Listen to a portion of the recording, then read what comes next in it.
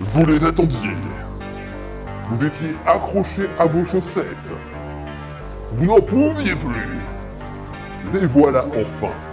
Les bonnes raisons, les 5 bonnes raisons de jouer une bicolorité. La nature est attaquée de fond par la noirceur du mal. La nature n'est plus. La forêt pourrit sous nos pieds. Ouais, en fait, ça sent les égouts, hein, tout simplement. Oui, voilà.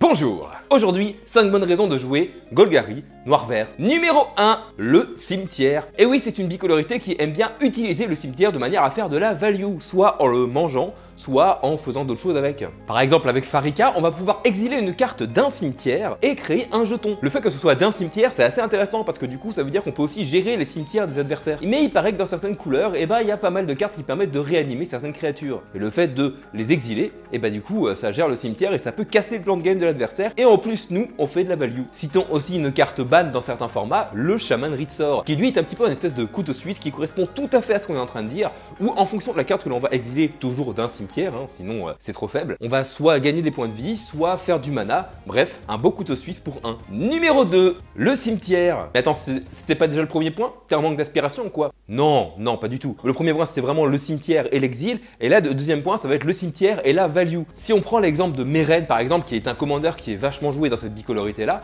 on va pouvoir ramener des créatures du cimetière. Même principe pour Voyage de l'éternité, qui va nous permettre de ramener des créatures du cimetière, mais cette fois, on va pouvoir les ramener directement sur le champ de bataille. Donc, on a un peu ce côté réanimateur qui, cette fois-ci, va cibler que notre cimetière, contrairement au premier point qu'on a vu tout à l'heure, où on exilait les cartes d'un cimetière. Donc, ça pouvait être aussi l'adversaire qui pouvait être ciblé par rapport à ça. Là, on va pas pouvoir réanimer une carte de créature d'un adversaire. Enfin, on peut, mais là, c'est pas le but et ça marche pas, quoi. Numéro 3, les tokens ou jetons de créatures en français. Les saprobiontes. Mais si, vous savez, les saprobiontes, c'est ces petites plantes toutes mignonnes, toutes rigolotes, là. Oh, c'est mignon quand même, non? Et on va pouvoir en créer plein. C'est marrant. Des plantes pourries. Ah, c'est fun, hein. Ah, on est content de jouer Golgari. On a par exemple Fonge-Pierre, le clandestin, qui lui va pouvoir non seulement créer des saprobiontes et en plus va synergiser avec, c'est-à-dire il va drainer des points de vie à chaque fois qu'un saprobionte va mourir. On peut aussi citer Izoni au milieu, mais qui en plus va synergiser avec le fait de pouvoir les sacrifier. D'ailleurs, c'est un commandeur qui est plus que correct aussi dans ces bicolorités-là. Mais Guigou, tu vas arrêter de parler commandeur là? Mais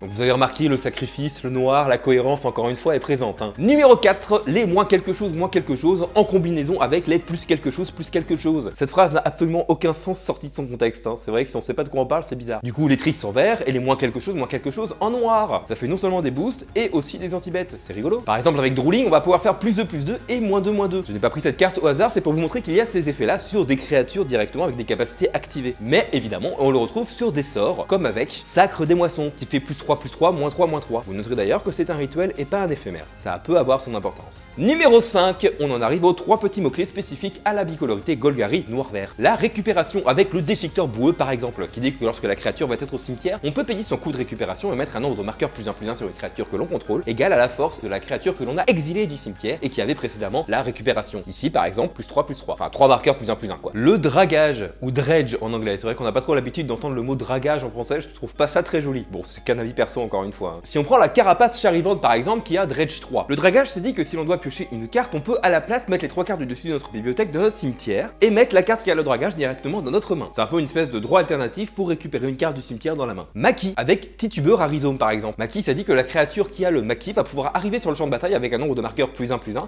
égal au nombre de créatures que vous avez dans votre cimetière. Et maintenant quelques raisons bonus de jouer Noir-Vert Golgari. Alors attention, tout ce que je vais dire là ça va être extrêmement personnel parce que c'est une bicolorité que j'apprécie particulièrement, un peu plus que d'autres, même si je ne boude pas les autres. Du coup, je vais vraiment vous donner un avis très perso en fonction de mon expérience à moi. Déjà, première raison, j'adore ce Planeswalker, ce Garruk là. Juste pour ce Garruk là, je sais pas, je trouve que c'est une bonne raison de jouer Golgari. Vous allez avoir un bon compromis entre le côté aggro et boost un petit peu du vert et le côté aussi contrôle et removal. On va retrouver beaucoup de decks Golgari, que ce soit dans plusieurs formats différents, dans le commandeur, même dans le standard. Avec le noir, on a accès à énormément d'anti-bêtes, ce qui fait que du coup, on a un beau côté mid-range intéressant, je trouve. Jouer Golgari, c'est sale.